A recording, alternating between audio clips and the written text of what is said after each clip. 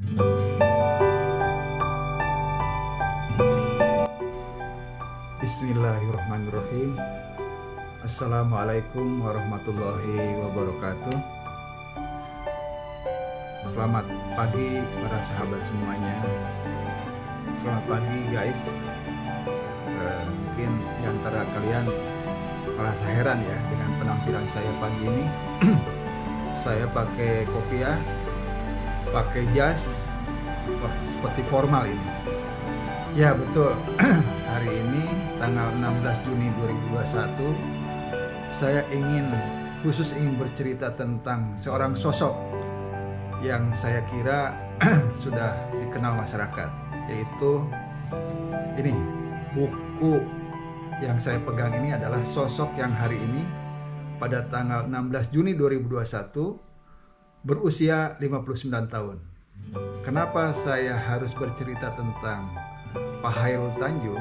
Karena alhamdulillah saya berkesempatan untuk menulis biografinya pada tahun 2012. Dalam kesempatan ini saya ingin bercerita untold story, hal-hal yang tidak diceritakan, mungkin tidak diceritakan dalam buku itu, dan proses bagaimana buku Chairul Tanjung si anak si ingkong ini bisa dibuat, bisa dibikin dan sampai ke kita semua. Ini dibuat, saya dipercaya oleh Pak Chairul Tanjung untuk menulis buku biografinya itu pada tahun 2010, selama 2 tahun lah kurang lebih. Banyak orang yang bertanya, siapa sih Cahya Gunawan ini? Apanya Chairul Tanjung kok dia yang menulis? Nah, banyak itu pertanyaan-pertanyaan seperti itu. Nah, dalam kesempatan ini saya ingin bercerita bahwa hubungan saya atau perkenalan saya dengan Pak Chairul Tanjung ini sudah lama sesungguhnya, yakni kurang lebih sejak tahun 1997. Pada saat itu saya masih sebagai wartawan aktif yang biasa meliput di Kementerian Keuangan atau dulu namanya Departemen Keuangan dan Bank Indonesia. Nah, saya karena sering ke Departemen Keuangan. Nah, dalam beberapa kesempatan pada saat saya mengikuti perjalanan Menteri Keuangan waktu itu Pak Mar'i Muhammad, disitulah saya berkenalan dengan Pak Chairul Tanjung. Jadi rupanya Pak Chairul Tanjung juga bersahabat baik dengan Pak Mar'i Muhammad. Nah, jadi awal perkenalan saya itu di situ. Jadi wasilahnya atau penyebabnya saya meliput kegiatan Menteri Keuangan Pak Mar'i Muhammad, kemudian saya berkenalan dengan Pak Chairul Tanjung. Nah, setelah itu setelah berkenalan tentu saya bertukar kartu nama ya, dan setelah itu banyak bertemu gitu. Nah, pertemuan-pertemuan saya selanjutnya dengan Pak Chairul Tanjung itu lebih banyak sebagai sahabat ya, artinya bukan saya waktu itu memang saya orientasinya setiap yang saya ketemu itu pasti tujuannya untuk wawancara. Lain dengan Pak Chairul Tanjung. Setiap kali saya mau wawancarai, dia bilang nggak usah lah dipublikasi, nggak usah ditulis, untuk pengetahuan Anda aja katanya. Jadi dia banyak bercerita tentang dunia usaha, tentang macam-macam lah, tentang seluk-beluk dunia usaha, sampai bagaimana dia bisa dekat dengan Pak Mar'i waktu itu. Nah, jadi dari perkenalan 97 itu kemudian sampai 2000 mungkin ya, 2000 saya sudah tidak ketemu lagi dengan Pak Chairul Tanjung. Nah, kemudian karena saya liputannya pindah ke Istana Negara waktu itu zaman Presiden Gus Dur. Nah, hari berganti, waktu terus berjalan sampai akhirnya suatu waktu pada tahun 2010 saya ada teman sekantor ya waktu itu yang menyampaikan pesan, Gun, lu dicari-cari Pak CT tuh. Wah, ada apa? Saya pikir kan, saya pikir sudah lupa gitu ya, namanya juga udah konglomerat waktu tahun 2000 ya. Waktu 97 kan udah pengusaha juga, udah pengusaha besar, cuma kan waktu itu belum jadi konglomerat lah, belum terlalu besar gitu. Nah, pada saat 2010 itu saya ketemu beliau, dia bercerita,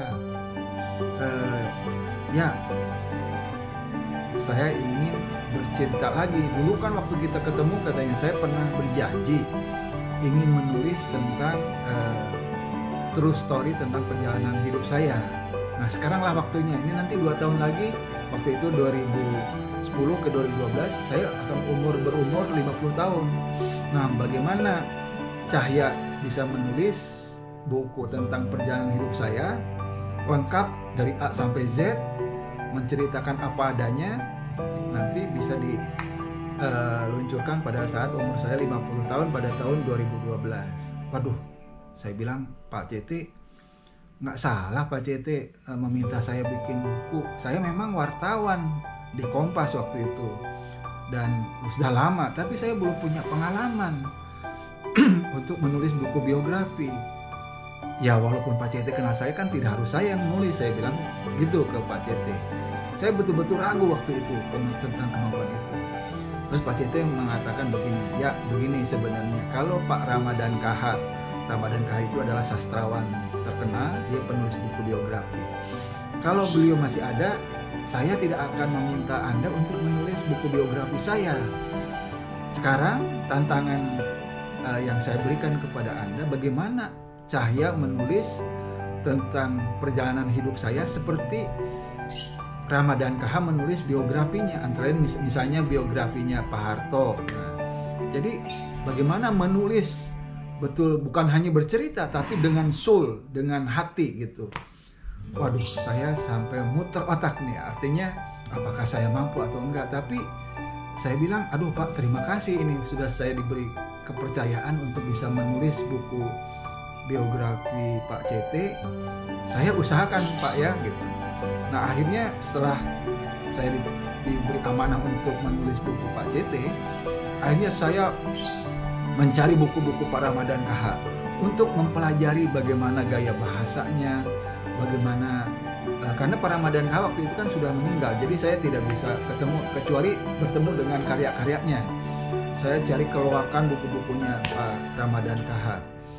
Akhirnya memang bisa ditarik satu benang merah bahwa itu kalimat-kalimat yang ada dalam buku-buku Ramadhan KH itu adalah kalimat-kalimat bertutur, kalimat-kalimat lisan yang dijadikan tulisan. Nah, singkat cerita, kemudian saya mendapat petunjuk dari Pak CT. Dia mengatakan bahwa walaupun perjalanan hidup saya ditulis, sebaiknya saya diminta Pak CT untuk melakukan survei. Misalnya ke tempat dia dilahirkan di Jalan Batu Tulis di daerah Pacenongan ya. Itu semacam itu dulu tuh daerah kawasan kumuh itu sebenarnya di zaman Pak CT waktu kecil itu. Jadi saya melihat ke sana, ke Batu Tulis ya, walaupun kondisinya sudah berubah. Kemudian Pak CT juga mengatakan, ya ini narasumbernya selain saya juga teman-teman saya, mulai dari SD, SMP, SMA sampai sekarang. Nah jadi dia Pak CT ingin kisah hidupnya itu jangan hanya dia yang bercerita, tapi orang lain. Nah justru dengan begitu saya mendapat gambaran utuh tentang Pak CT. Jadi ceritanya bukan hanya dari Pak CT, tapi dari orang-orang sekitarnya. Dan banyak cerita-cerita. Saya diminta untuk tidak sekedar bercerita, tapi saya menulis harus ada rohnya. Jadi saya harus, waktu itu saya juga ikut kemanapun Pak CT berkegiatan ya, terutama kegiatan yang ada kaitannya dengan publik. Dengan kegiatan-kegiatan sosial terutama, saya selalu diikut sertakan, ikut untuk menyertai dia untuk memahami bagaimana cara Pak CT berpikir, cara Pak CT bertindak, cara Pak CT mengambil keputusan, sehingga saya bisa betul-betul saya menulis seperti saya Pak CT gitu.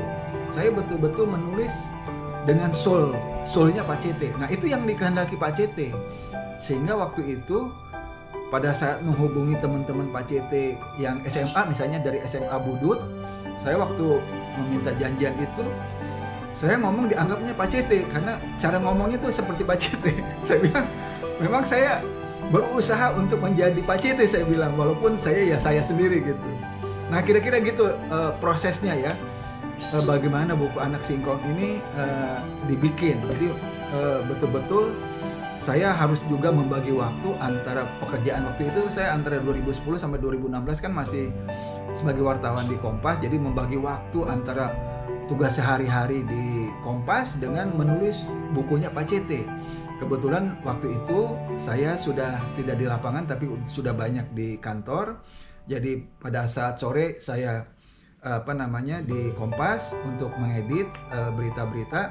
Mana siang hari atau paginya saya ikut kegiatan Pak CT. Tapi ada juga beberapa momen yang ini bentrok waktunya gitu. Nah ini memang saya harus ngatur-atur waktu itu. Pernah satu waktu, aduh memang ini energinya Pak CT ini luar biasa. Bukan hanya saya aja yang menganggap bahwa dia tidak ada capeknya. Itu karyawan semua menganggap Pak CT itu seolah-olah energinya itu tidak ada batasnya. Jadi kalau rapat dengan jajaran direksi, dengan karyawan itu sampai larut malam. Dan itu bukan karena dia sudah jadi bos di City Corp ya, tapi itu memang dilakukan sejak lama gitu. Artinya Pak CT sekarang adalah akumulasi masa lalunya. Itu kebiasaan masa lalunya. Jadi dia biasa bekerja 24 jam.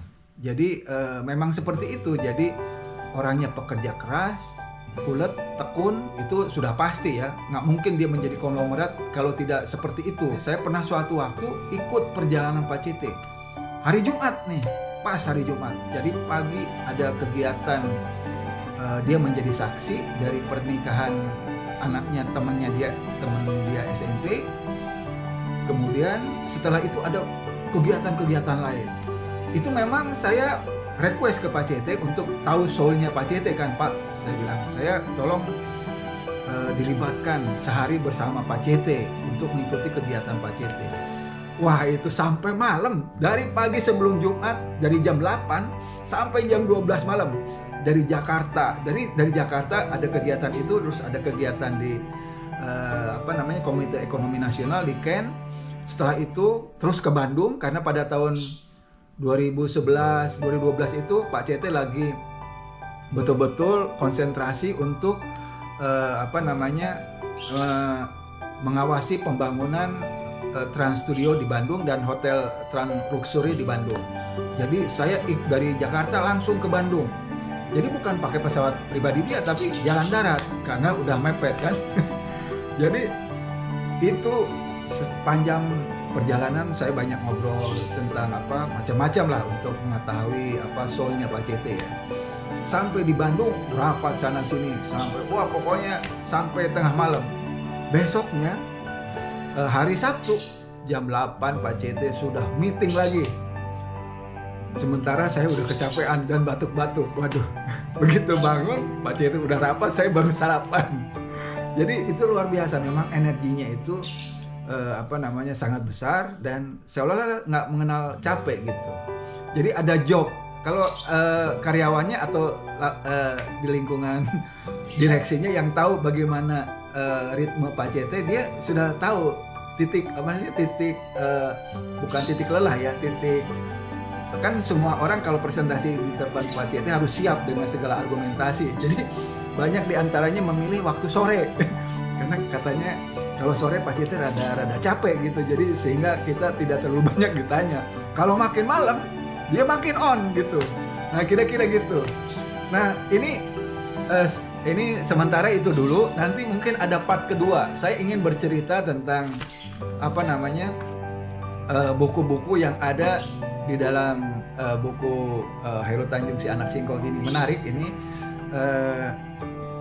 Waktu itu paling tidak buku ini dicetak kurang lebih 400.000 lebih bahkan. Itu di luar yang bajakan. Nah waktu itu sama dari pihak penerbit, dari Kompas, dari penerbit buku Kompas meminta saya supaya mengapil Pak CT untuk membawa kasus pembajakan ini ke ranah hukum. Terus saya begitu bilang ke Pak CT, udah ya, itu rezeki orang tuh ada masing-masing, itu biarin aja, yang ngebajak biarin. Itu saya lakukan pada saat saya jadi mahasiswa Fakultas Kedokteran Gigi. Saya mendapat uang pertama sebagai pengusaha waktu zaman mahasiswa itu dari memfotokopi diklat. Jadi ini mungkin karma, artinya karma yang baik bagi orang lain ya. Udah biarin aja, itu kan ada pembajakan, mungkin itu ada rezekinya orang lain juga. Udah biarin aja, ikhlaskan. Begitu kira-kira jawaban Pak Cete seperti itu. Jadi waktu itu setelah buku ini di launching pada bulan Juni 2012 yang juga dihadiri oleh Pak SBY, waktu itu masih presiden di Bandung. Sebulan kemudian kurang lebih buku bajakannya sudah beredar di mana-mana. Waktu itu sampai di lampu merah dijajakan, lalu di kereta api, di kereta api yang KRL lah kalau sekarang gitu. Jadi waktu itu banyak yang antri juga, orang yang ingin membeli buku Chairul Tanjung Si Anak Singkong ini di Gramedia gitu.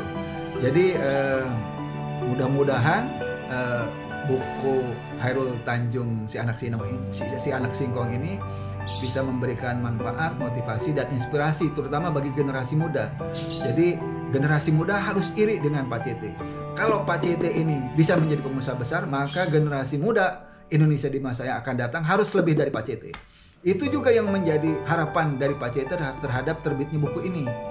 Nah, dalam kesempatan ini sekaligus saya ingin mengucapkan selamat milad untuk Pak Chairul Tanjung. Selamat ulang tahun ke-59 hari ini 16 Juni 2021. Semoga tetap Pak Cete dan keluarga diberikan kesehatan, keberkahan dalam hidup, dan bisa terus istiqomah menjadi pengusaha dan tidak tertarik untuk masuk ke dunia yang Pak Cete tidak mempunyai ahli di bidangnya, misalnya masuk ke politik. Nah, saya sih lebih prefer Pak Cete tetap di jalurnya sebagai pengusaha, karena pengusaha pun sama, beliau adalah pengusaha itu juga menyediakan lapangan pekerjaan untuk penduduk Indonesia. Saya kira itu sementara. Nanti mungkin saya ingin membahas agak detail tentang bab demi bab yang ada dalam buku ini. Mudah-mudahan, saya juga berharap buku ini bisa difilmkan juga. Saya sudah usul ke Pak Cete, mudah-mudahan usul saya bisa diterima. Assalamualaikum warahmatullahi wabarakatuh.